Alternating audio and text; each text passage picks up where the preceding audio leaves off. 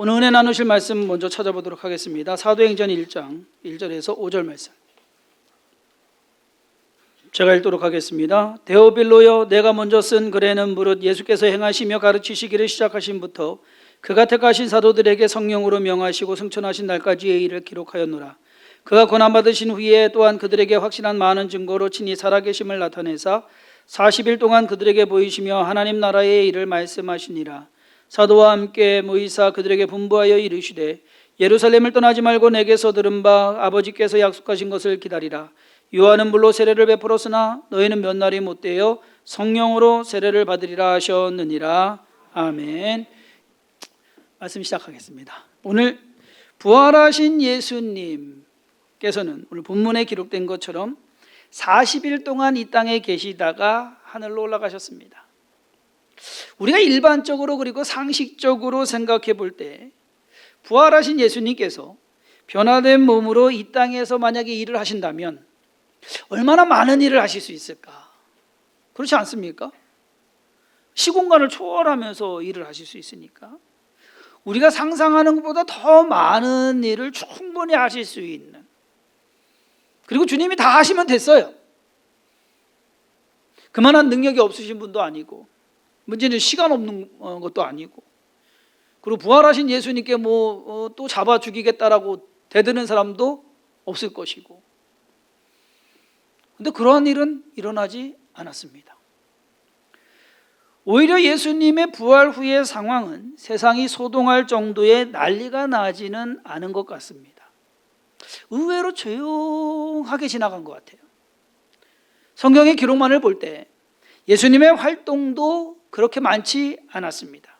그래서 저는 오늘 본문 말씀을 가지고 부활 후 40일이라는 제목으로 예수님께서 부활하시고 승천하시기까지 이 40일의 기간 동안 무엇을 하셨는지, 그리고 어떠한 것을 가르치셨는지, 그리고 왜 그것만 하셨는지에 대해서 좀 생각해 보면서, 그렇게 함으로써 예수님께서 제자들에게 또한 지금 저와 여러분들에게 주시고자 하는 메시지는 뭔가, 그것을 좀 생각해 보기를 원합니다.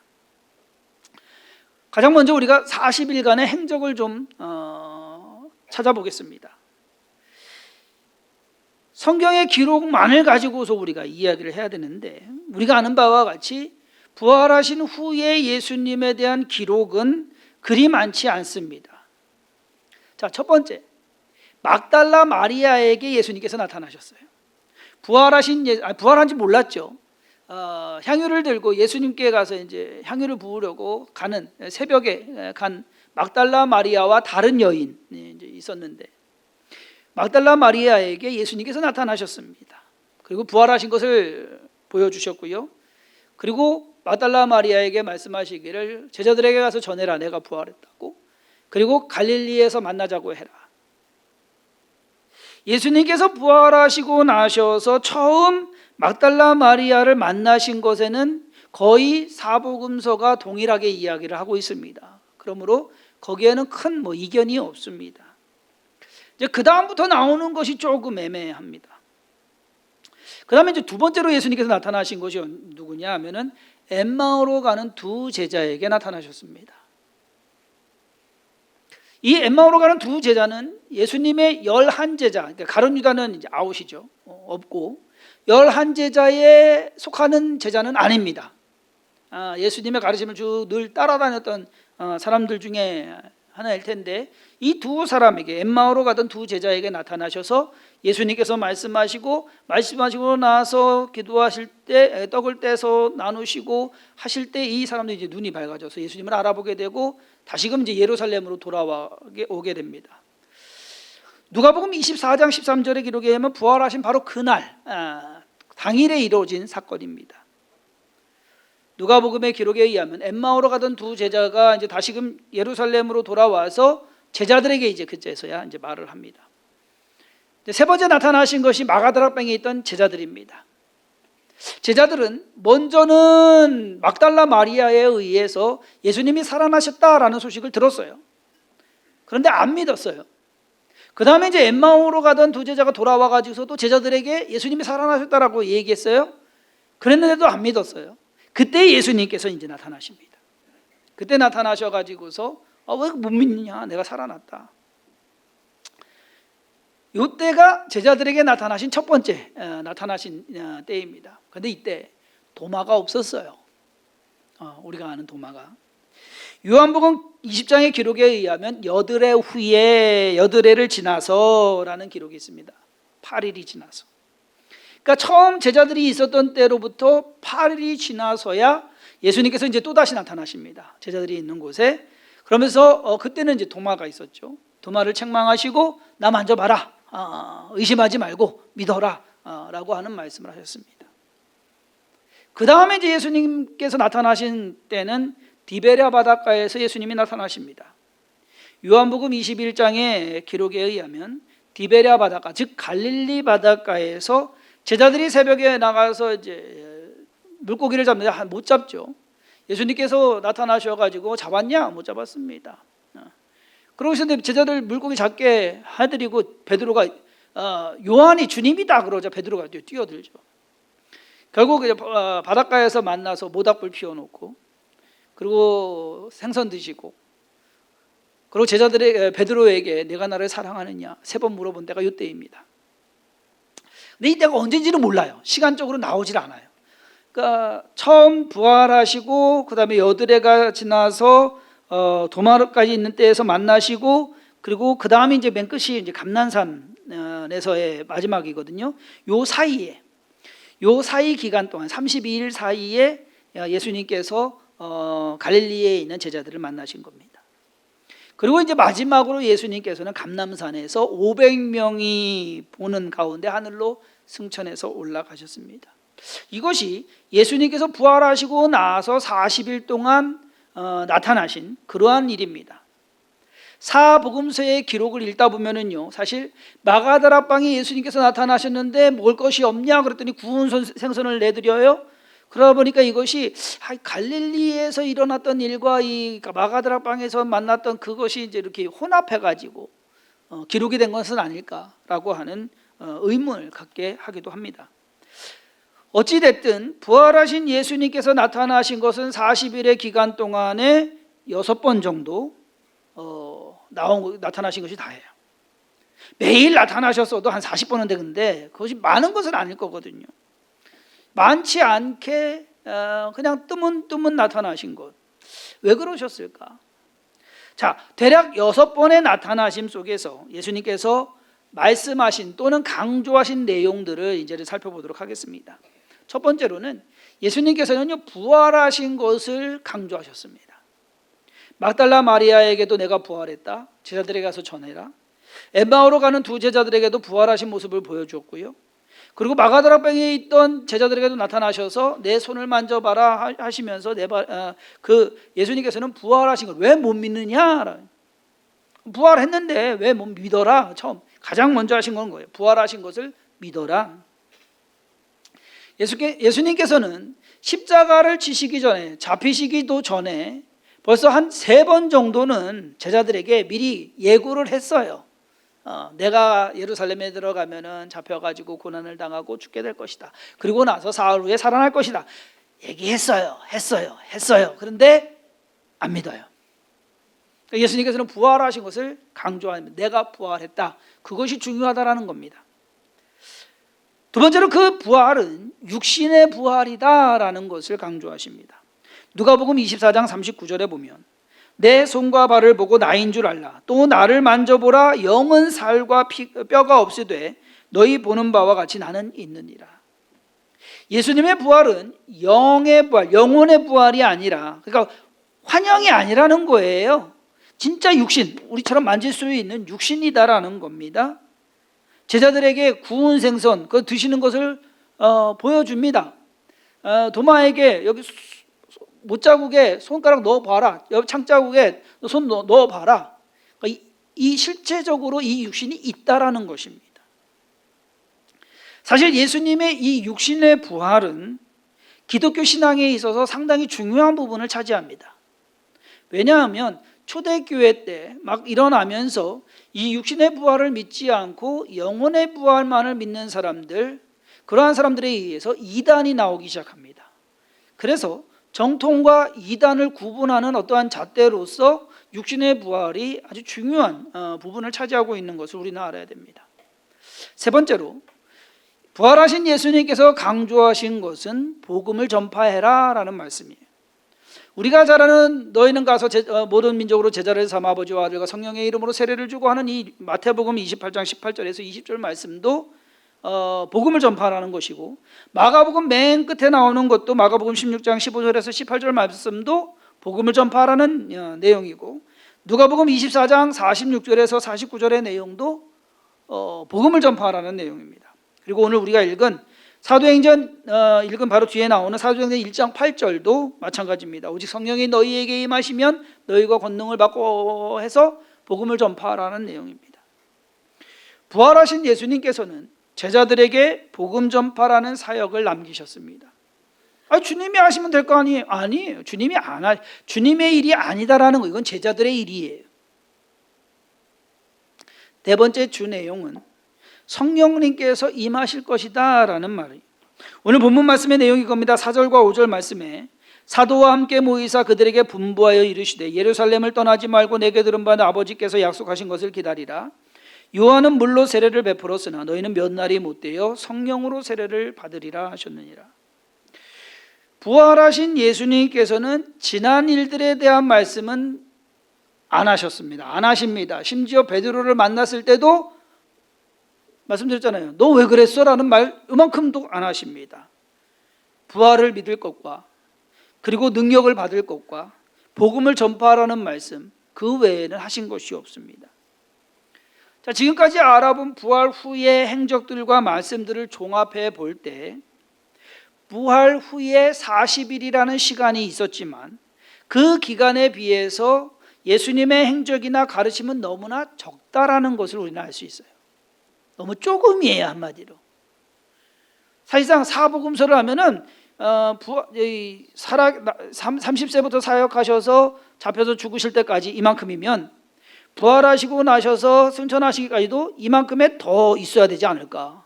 근데 아니거든요. 거의 없어요. 우리 생각, 저 같으면 그럴 것 같아요. 부활하신 후에 하실 일이 아마 엄청 많지 않았을까. 40일이 아니라 400일도 부족했을 텐데, 여러분들 같으면, 여러분이 예수님이라면 뭐부터 하시겠어요? 제자들에게 보이는 건 당연하겠지만은요, 대제사장들로부터 바리새인 서기관들, 그리고 헤롯, 그리고 빌라도 해가지고서 매일 밤마다 나타나서 너희 놈 하면서 해주고 싶지 않아요? 우리 같으면 그런 거 좀 해줘야지 속이 좀 시원할 텐데, 예수님 그런 걸 안 하신 것 같아. 그러면 좋은 쪽으로 가자고요. 아직 부족한 제자들 부족하잖아요. 그러면 속성으로 훈련을 좀 시켰어야 되는 거 아닙니까? 스파르타식으로 좀 만들어 놓고 가셔야죠. 예수님께서 성경을 가르치셨으면 얼마나 잘 가르치셨을까. 예수님께서 성경 공부 안 하셨어요. 제자들 데리고서 성경 공부 안 가르치셨어요. 구약에 성경이 어떻고 모세오경이 이런 거 안 하셨어요. 그런데다가 만약에 여러분, 예수님께서 만약에 성경을 쓰시면 얼마나 더 정확하게, 얼마나 확실하게 쓰셨겠습니까? 안 그래요? 다 사람들이 쓴 거라서 이게 올리 그러니 저기 하니 지금 그러는데, 예수님이 탁 쓰셨으면 깔끔하게 정리될 텐데, 예수님은 사실상 성경 한 구절도 쓰시지를 않으셨습니다. 본인이 말씀하신 거 쓰여진 거는 있어도 본인이 쓰신 성경은 없다는 얘기예요. 재미있는 사실은 한국 교회가 한동안 이 제자 훈련 가지고 엄청 붐이 일었습니다. 근데 정작 예수님의 제자들은 제자 훈련을 받지 못했습니다. 한국 교회가 말하는 제자 훈련, 예수님의 제자들은 그게 뭔지도 몰랐어요. 받지도 않았어요. 예수님께서 매일같이 오병이어의 기적을 행하시고 병자들을 고치시고 힘들고 어려운 사람들 도와주시면 얼마나 좋을까. 세상이 바뀌었을 텐데, 그러면 우리가 말하는 지상 천국을 이루었을 텐데, 그렇지 않습니까? 사실 여호와 증인은 지상 천국을 이야기합니다. 그러니까 우리가 천국으로 가는 게 아니라 이 땅, 이 지구상에 천국이 이루어지는 것. 또 보니까 이제 성경대로 믿는 사람들, 성경 침례교회 여기도 그러더라고요. 지상에 이제 천국이 바뀐다라고 하는 것으로서 믿습니다. 우리는 아니에요. 우리는 천국 가는 거예요. 이 땅에 있는 거 아니에요. 가는 거예요. 그 차이를 알아야 됩니다. 만약에 지상 천국을 이루는 것이 하나님의 뜻이라고 한다면 예수님께서 부활하셨을 때 그때 하셨으면 됐어요. 뭐 충분히 하실 수 있습니다.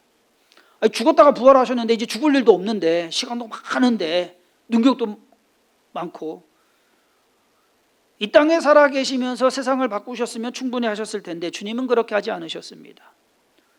왜 그러셨을까? 그것은 하나님이 그리고 예수님이 원하는 세상이 아니기 때문입니다. 부활하시고 40일의 짧은 기간 동안 예수님께서는 어떤 일은 그러니까 일 자체를 뭔가를 만들려고 새로 하려고 하지를 않으셨어요. 당신을 세상에 드러내 보이지도 않으셨고요. 그저 떠날 채비만 하시면서 야야 이거 있어? 응 하고서 그냥 급하게 사라져 버리시는 그러한 모습입니다. 제자들에게 맡기실 거면 좀 확실하게 교육을 시키고 야 시간 없어 매일같이 몇 시간 잠도 못 자게 하면서 공부시키고 그리고 기도 훈련시키고 뭐 해가지고서 이제는 하산해라 라고 정도가 돼야 마음 놓고 가시는 거 아니겠습니까? 근데 예수님은요 어떻게 보면 준비 하나도 안 해놓고 그냥 가신. 왜냐? 하나님께서 원하시는 세상은 잘 먹고 잘 사는 세상이 아닙니다. 아프지 않고 힘들지 않은 세상, 뭐 우리가 편한 세상이 아닙니다. 그것이 하나님께서 원하시는 세상이 아니에요. 예수 그리스도를 통한 하나님의 사랑을 깨닫고 십자가를 통한 구원을 받은 사람들이 많아지는 세상, 그럼으로써 하나님을 이해하고 하나님과 살아갈 사람들이 생겨나는 그 세상이 하나님께서 원하시는 세상이다라는 겁니다.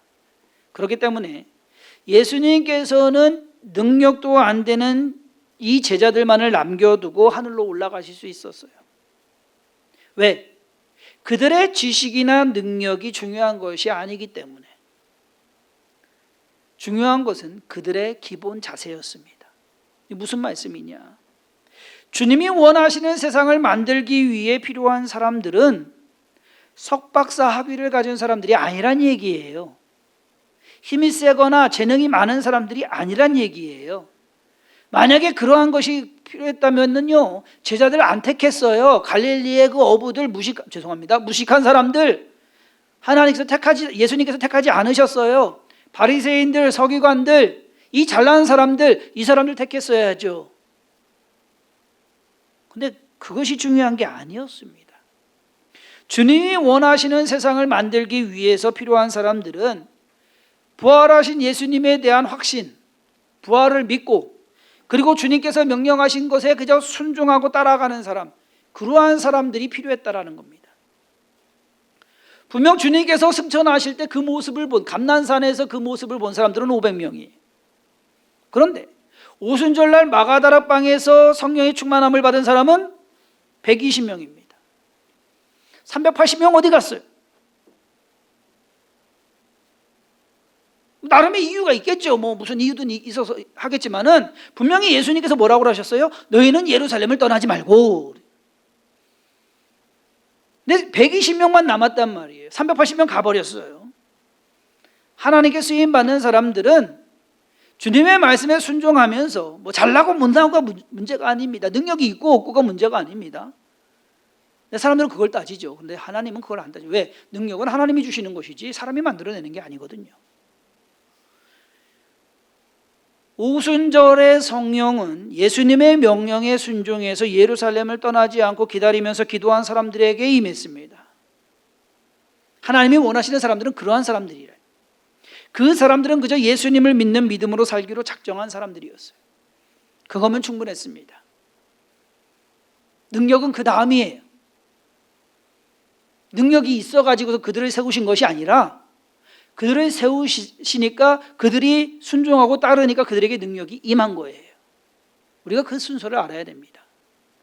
가끔 보면 교회에 대해서 그리고 목회에 대해서 그리고 교회에서 하는 프로그램에 대해서 물어보거나 제안하는 분들이 있습니다. 저희 교회에 대해서 관심이 있는 분들이 좀 있나 봐요. 그러니까 모여서 얘기들 한대요. 그 교회 잘 돼야? 뭐 잘 되는데요. 아니 뭐 예배도 뭐 별로 몇 번 안 드린다며. 아니 뭐 프로그램 뭐 해? 없는데요. 아 뭐 이것도 안 하고 저것도 안 하고 그러죠. 돼? 되는데요.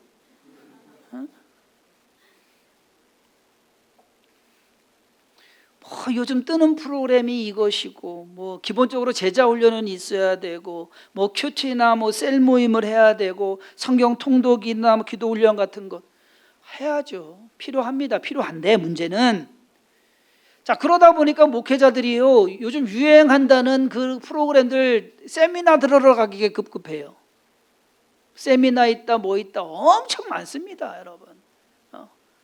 그런데 찾아다녀요. 그러면 뭔가 좀 되는 것 같아서 뭐 할 수 있으면 하세요. 그런데 문제는 그 프로그램을 왜 하느냐라는 거예요. 이유가 뭐냐 이거예요. 목적이 뭐냐 이거예요. 내 실력이 올라가고 뭐 지식이 좀 쌓이고 뭔가를 프로그램을 했다는 것에 그래서 성취감을 가지고서 한다고 한다면 여러분 그건 잘못 생각한 겁니다. 괜히 목에 힘이나 들어가서 자기가 뭐 그래도 뭐 좋은 성도다, 뭐 좋은 교인이다라고 하는. 가끔 서울에서 오시는 분들이 뭐 어느 교회 다녔네, 뭐 거기서 뭐 뭐를 했네 뭐 늘어놔요. 그거 갖고 좋은 거 아니거든요. 신앙하고 믿음하고 아무 상관없거든요. 사도 바울이 고린도전서 13장에 우리가 잘 아는 사랑을 이야기합니다. 1절부터 3절만 읽으면 내가 사람의 방언과 천사의 말을 할지라도 사랑이 없으면 소리나는 구리와 울리는 꽹과리가 되고 내가 예언하는 능력이 있어 모든 비밀과 모든 지식을 알고 또 산을 옮길 만한 모든 믿음이 있을지라도 사랑이 없으면 내가 아무것도 아니요 내가 내게 있는 모든 것으로 구제하고 또 내 몸을 불사르게 내줄지라도 사랑이 없으면 내가 아무 유익이 없느니라. 우리가 너무나도 잘 아는 구절입니다. 그런데 이 구절의 핵심이 뭐냐면은 사랑의 진정성이다라는 거예요. 능력 행하고 예언 행하고 뭐 엄청난 거 막 요란버섯하게 해도 그 안에 진정한 사랑이 없으면 아무 소용이 없다라는 것을 말하는 겁니다. 여러분 신앙도 마찬가지예요. 우리가 수많은 은사들을 가지고 뭐 능력을 행하고 예언도 하고 뭐 기도 응답도 되고 뭐 성경도 달달달달 외워가지고서 뭐 아는 거 뭐 기가 막히게 뭐 성경 뭐 무슨 뭐 신학 박사처럼 안다고 해도 그것이 믿음이고 신앙은 아니라는 것을 우리는 알아야 됩니다. 진짜 믿음, 진짜 신앙이 뭔지 아세요?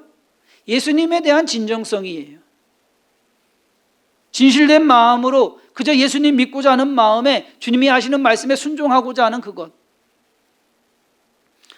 우리는 겉만 번드르르한 종교인이 되어서는 안 됩니다. 진정한 그리스도인이 되어야 되는 것이지 우리가 보기에는 제자들 요 준비 하나도 안 됐어요. 야 어떻게 저런 사람들 놔두고서 그냥 가시냐. 참 무책임하시다. 예수님 참 무책임하다 할 수 있는 상황이에요. 그런데 아니요. 그들은 준비된 사람들이었습니다. 그저 예수님에 대한 진심이었습니다. 요즘 우리 표현에 그런 게 있어요. 뭐에 진심이다. 저랑 우리 딸이랑 이제 삼겹살을 먹으러 가면은요, 저희 아들하고 이제 가잖아요. 그러면은 젖도로 꾸지 못하게 해요. 저 그래도 고기 잘 구거든요. 근데 우리 딸한테는 아웃. 왜냐하면은요, 대충 이제 어느 정도 대충이라 아니라 어느 정도 구면은 저는 먹어요. 야 먹어 그러네요. 우리 아들은 아주 꼼꼼하게 뭐 사각 다 구워져서 노릇노릇해질 때까지 구워서 이제 동생한테 줘요. 그러면 그제서 동생이 합격하고 먹어요. 삼겹살의 진심이네요. 요즘 말로 뭐의 진심이다. 어떤 사람은 운동의 진심인 사람도 있고 어떤 사람은 뭐 건강의 진심인 사람도 있고 어떤 사람은 유행의 진심인 사람도 있고 뭐에 진심이다라고 또 다른 표현으로는 뭐에 꽂혔다라고 이야기합니다. 그런데 우리가 예수의 진심인 때가 언제였습니까? 우리가 예수에 꽂혀 있을 때가 언제였습니까? 지금 맞습니까? 우리는 그걸 돌아봐야 돼요. 내가 어떠한 것을 많이 알고 많이 했고 한 거 아무 소용없습니다. 과거에 뭐 몇백 명 몇천 명 전도했다 아무 소용없어요. 내가 지금 예수의 진심이냐? 내가 지금 예수에 꽂혀 있냐? 주님이 원하시는 사람은 그거거든요.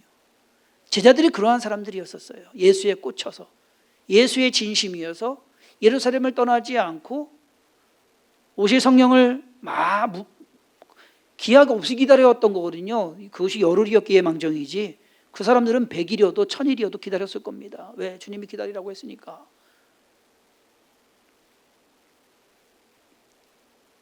그들이 진정성 있고 그들이 참 준비된 사람들이었다라는 것은 초대교회가 그들에 의해서 시작이 되고 인류의 역사를 바꿔놓았습니다. 그만하면 능력 있는 거 아닙니까? 그만하면 준비됐던 거 아닙니까?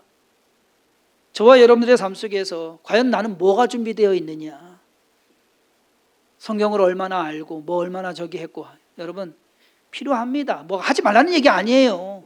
그러나 진짜 왜 그거를 하느냐? 주님에 대한 진정성이 있어야 되지 않겠느냐? 주님이 원하시는 것은 진짜 원하시는 그것이다. 그리고 능력은 주님이 주시는 겁니다. 우리가 능력을 만들어내려고 하지 마세요. 뭐 어디 가면은 뭐 은사 기도 받는다고 하는데, 여러분 그런 거 쫓아다니지 마세요. 사람이 은사 주는 거 아닙니다. 하나님이 주시는 거예요. 그러니까 하나님께 구하세요. 그러므로 저와 여러분들 신앙생활하면서 오늘 볼 때 부활 후에 40일이라는 그 짧은 시간에 아무것도 별거 한 것 없으시고 그냥 올라가신 예수님의 모습을 보면은 실망스러울 수는 있지만 아니다. 제자들은 준비된 사람들이었고 그것이면 충분한 자격이 된다라는 것을 우리가 알고, 나는 과연 그러한 자격이 있느냐? 성경을 다 몰라도 예수님에 대한 진심만은 뜨거우시기를 바라고 식지 않기를 바라고 변하지 않기를 주님의 이름으로 축원합니다. 기도하겠습니다. 하나님을 사랑하는 사랑이면 됩니다. 그것이 요란할 것도 없고 그것이 잘날 것도 없습니다. 주님을 향한 마음, 나를 위해서 십자가를 지시고 그 모진 고난 당하시고 피를 흘려 죽기까지 나를 사랑하신 그 주님을 내가 사랑하겠노라, 그 주님을 따라가겠노라 다짐하고 결심하고 그것을 지켜 행하는 것이 신앙입니다. 믿음입니다. 주님과 동행하면서 이것이 결코 변치 않게 하여 주옵소서. 주님에 대한 진심만큼은 변하지 않게 하시고 온전하게 하여 주시며, 쓰시는 것은 하나님이십니다. 능력 더하시는 것 또한 하나님이십니다. 하나님을 바라고 의지하며 살아가게 하여 주옵소서. 모든 삶 가운데, 특히 주성긴 교회의 모든 사역 가운데 하나님께서 함께 하시고 인도하심을 믿사옵고 예수님의 이름으로 기도했사옵나이다. 아멘.